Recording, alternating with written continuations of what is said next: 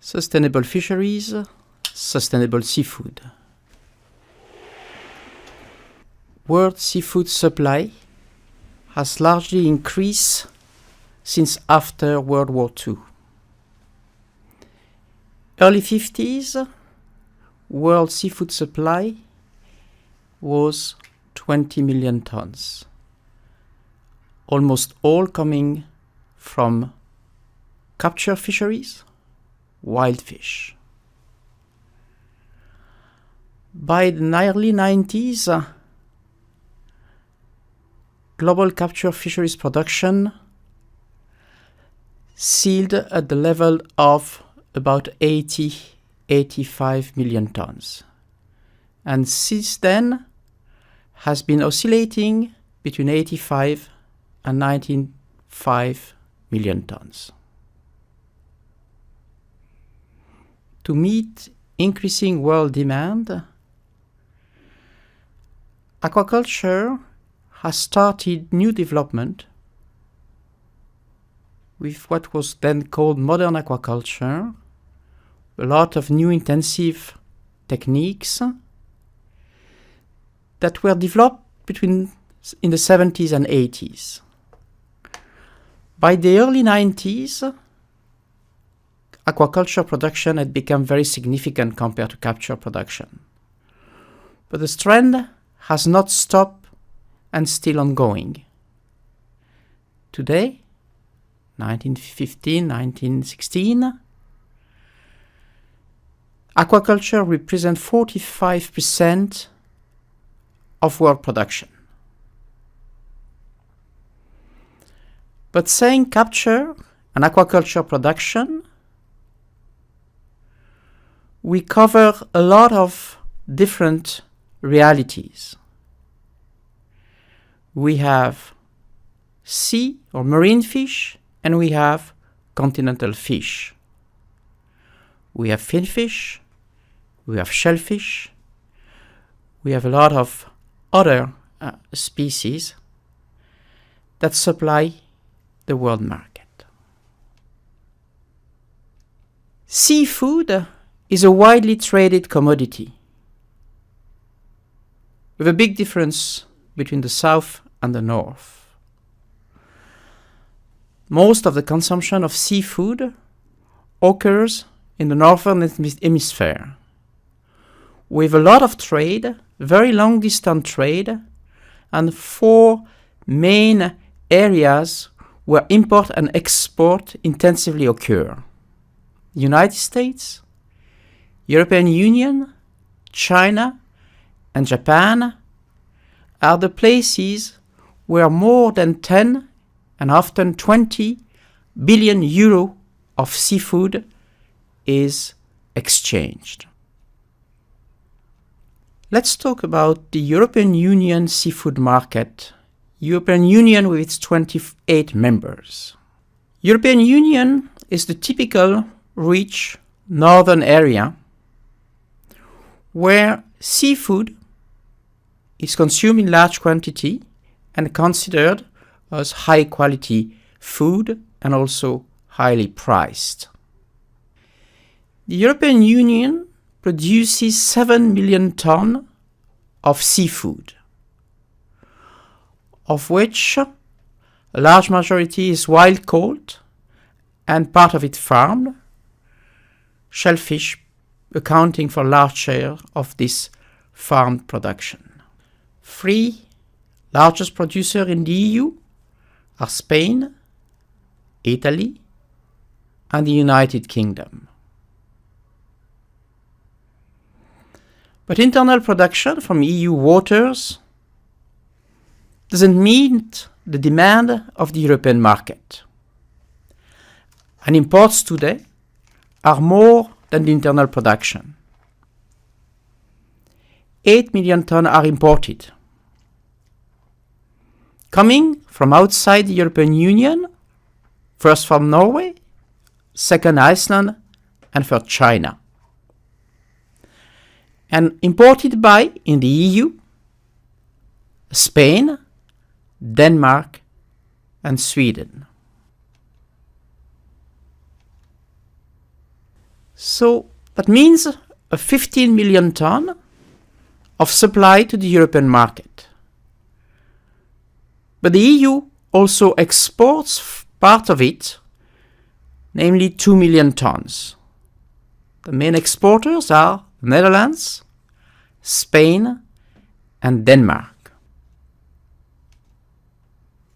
As a result, what we call the apparent consumption by the European Union consumer is 13 million tons,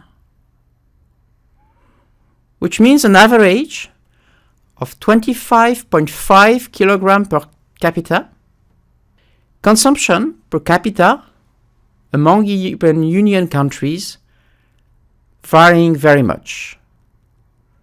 The Portuguese eat 55.3 kilo per capita, the Spanish 46.2, and the Lithuanian 44.7, which are the highest per capita consumer of seafood in the EU. Let's talk now about the seafood value chain. The seafood value chain is a set of activities interlinked from the production level to the consumption. Production or supply to the market, should it be internal or from international trade, comes from different segments.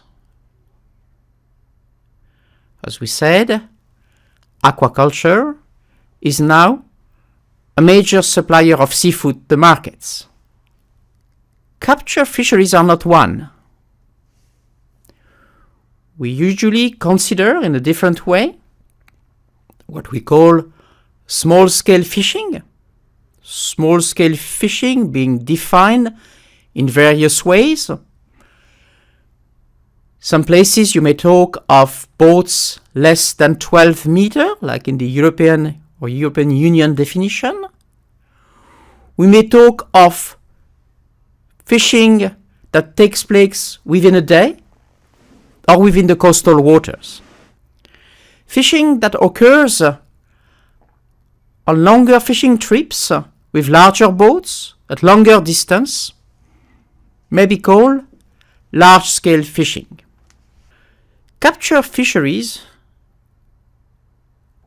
in most places, sometimes forced by regulation,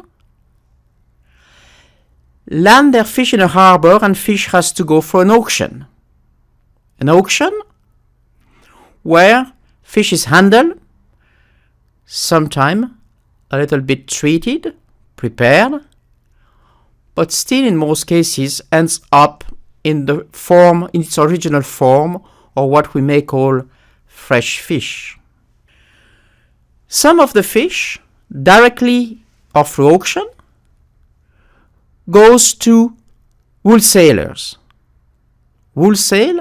Large wholesale markets are well known all over the world, treat a large share of the fish from capture fisheries and a little bit of the aquaculture product.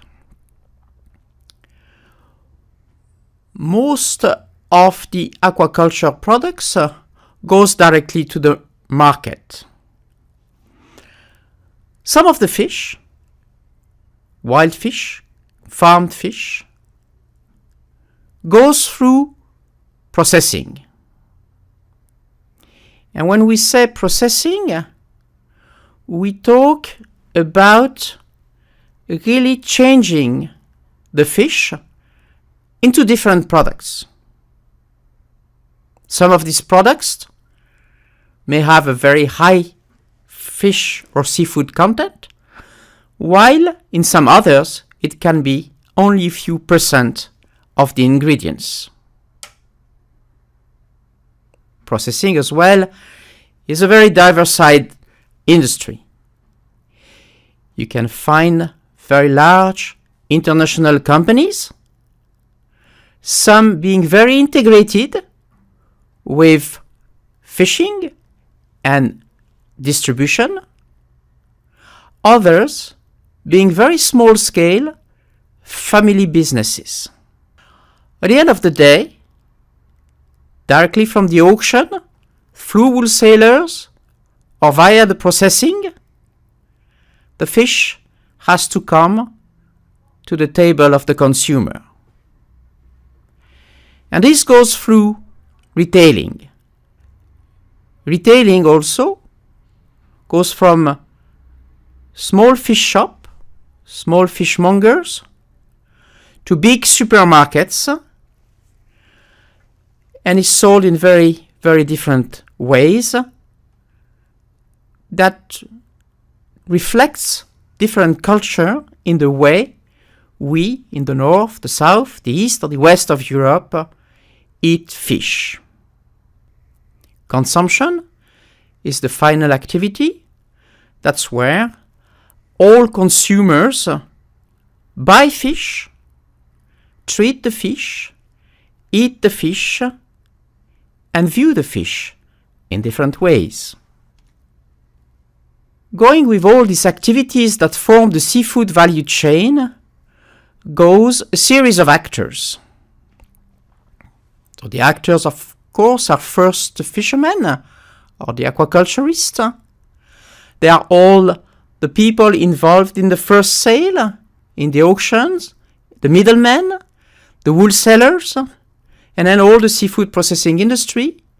But going with distribution, many other actors come in, and mainly the transporters, transport playing a major role in controlling the quality of the fish.